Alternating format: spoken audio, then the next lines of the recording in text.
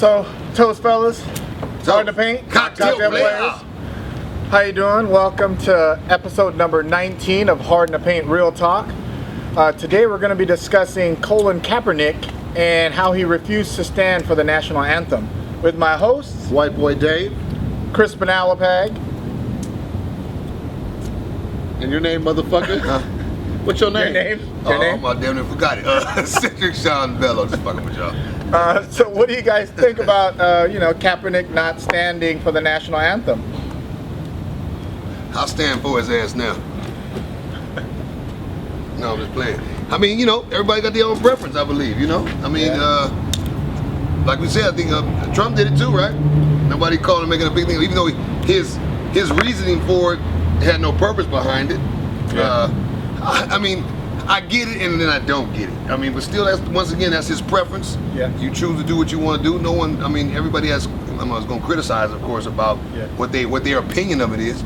Don't forget people, everybody have opinions like assholes, everybody got one. So just keep it as that and don't try to make it seem like this man just committed a fucking crime or some shit, you know what I mean?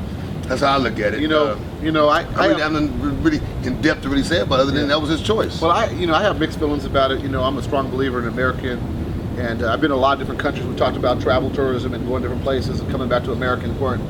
But I'm also a firm believer in our Constitution. Our Constitution, it talks about freedom of speech. Okay, and that's what makes our country so strong. So if someone wants to rebel, I remember Muhammad Ali threw his gold medal inside the ocean and he was against going to the war. Right. Exactly. Everyone thought he was an idiot, and then all of a sudden he's a hero. So I really believe there's no way of expressing it being American unless you're following the Constitution. So by Kaepernick not saluting and putting his right hand over his heart and standing up for the national anthem, that's his preference. That's his way of rebelling, showing about Black Lives Matter and showing all the social maladies in America against people of color. That was his way. So I don't have a problem with it. I did at first, but then I heard him talk, and he was very articulate. I thought he was running for governor or mayor, the way he speaks and stuff. But I want to know, why is it always the light-skinned people that always are the people who are Malcolm X, Huey Newton, Kaepernick, Cedric Bello? They always are the ones that are pro-black, are the light-skinned ones. I ain't pro-shit. Okay, I just want to know. How about that? I just want to know, why is that when I start looking at stuff. But I think that that's our freedom of speech, First Amendment, and I think by him showing this has really brought it more light. Some negative stuff. He already has $12 million. $12 million guaranteed to him. So if they come tomorrow, he's gonna be okay. Yeah. He's an educated guy, or he's a Kappa, or he's an educated guy. So he's gonna be fine. Yeah. All right, if they cut him and they blackball him from the league. Now, the thing about it to me is, I stand up for him because he's standing up for something he believes in. Yeah. What about honkies that are pro-black? Such as yourself. So he's talking about us light-skinned folks that are pro-black. What about you honkies out there that are pro-black? Hey, I'm Jewish, first of all. Last time I checked, every time there's a movie about saving some black lives, you motherfuckers are the stars in the fucking movie. You tell me the twist on that. Hey, let me explain something. The Last Samurai, a white dude. Tarzan, a fucking honky. What else? When a motherfucking kid go to college from Ole Miss, I forget his name, a honky. Sandra Bullock. So you honkies tell me that, are you pro-black motherfuckers? Hey, let me explain something to you, young Jedi, first of all, okay? The Jews were the ones who started the NAACP. We're the founding fathers. Do your research, motherfucker. And are Jews all white? The first Jews, what? Well, there is, different tribes and different things. Answer the question correctly. But the ones who died during the civil rights were white. Yeah, motherfucker. You said you wasn't white, you said you was a Jew. Ha! There you go, folks. Caught him. White color, not white. He said he was not a honky, but he's a lie. He's a honky with a big nose. That's okay, I'll be not so sure. What are your feelings about this? And he wears a yarmulke. I have mixed, a mixed opinion about it. I do understand why he stood up. And he's trying to definitely shed some light on all the killings across the country with the police brutality, and a lot of the killings going on in Chicago, and I think it was like 300 in a month were killed in Chicago.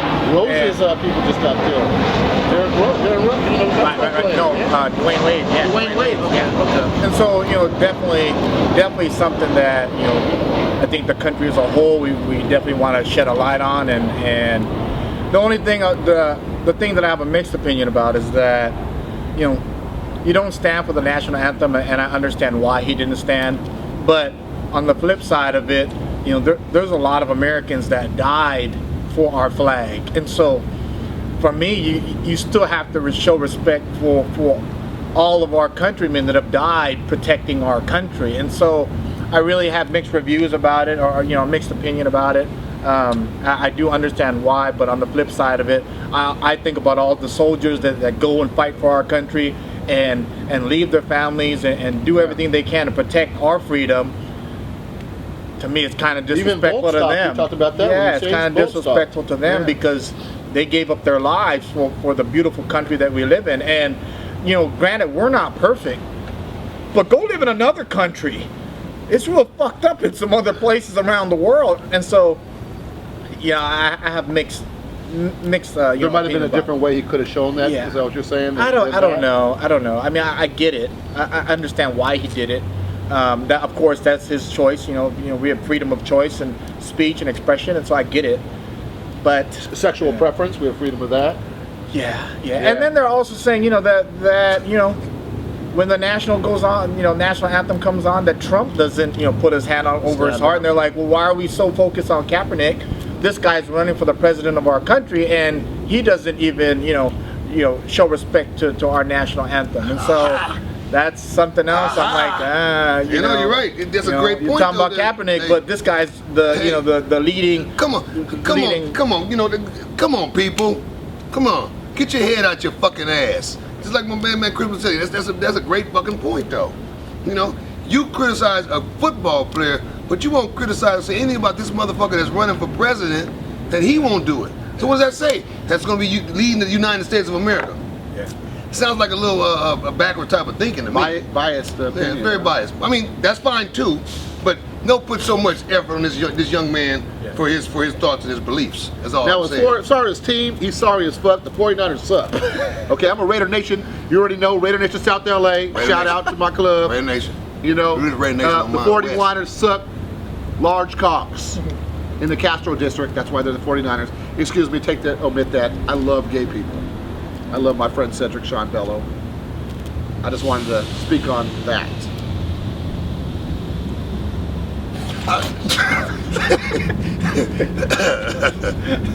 He don't want to get started on the gay shit. But anyway, look at him. It's obvious.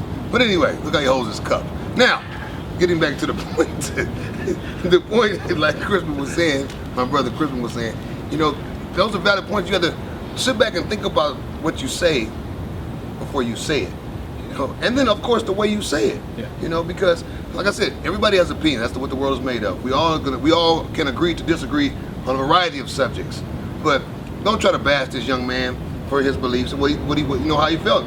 I do agree with what you said about standing up for those that have lost their lives for our country. What about Tommy Smith when he raised his fist during the Mexico City games? Right. Carlos and even the other guy, he got scrutinized by his country. Right. The white guy who took third place was there and took his medals off or whatever he did. And that was an expression back in the 60s. Yeah. The same thing that's going on against the Vietnam and stuff.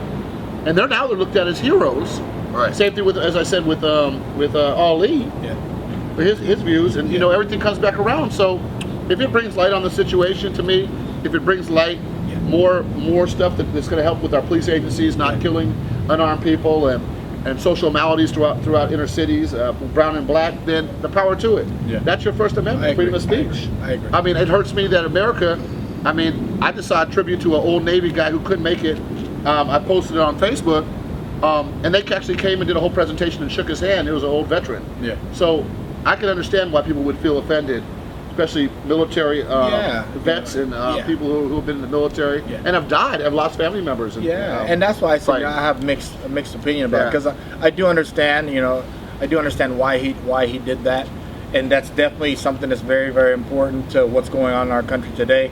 But on the flip side of it, with all the veterans and people that that gave their lives for our country, at the end of the day, you have to show respect to them, because they're the ones that allow us to have the freedom that we have and do everything that they can, risk everything to protect our freedom. Didn't they give our freedom almost so we could have a First Amendment freedom of speech? They actually fought so he can not put his hand over his arm. That's correct. And so he doesn't have to stand on national. That's what they're fighting for too. Yeah. you know, if you really look at it, that's what they're fighting for. Other countries try to be like us. Yeah. You know, look at the Soviet Union. They went from a communistic country straight to a democratic because they wanted to follow in our footsteps. I mean, when you travel to different countries, you see how much they love America.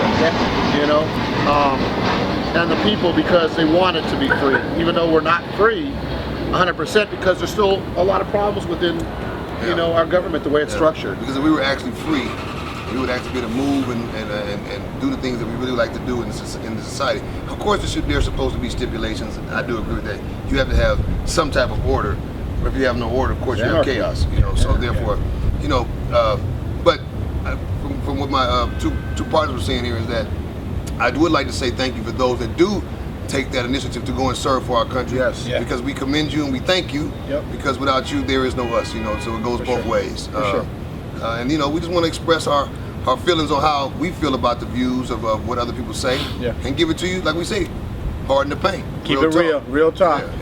So again, thank you for watching episode number 19 of Hard in the Paint Real Talk. Again with my host, White Boy Dave, Crispin, Alapag. Cedric, Bello, y'all. Until next time, catch us on either YouTube or on Facebook, and follow what we're doing. And if you have any opinions, definitely be sure to leave some comments on our thing. So again, peace. You guys take care. See you later.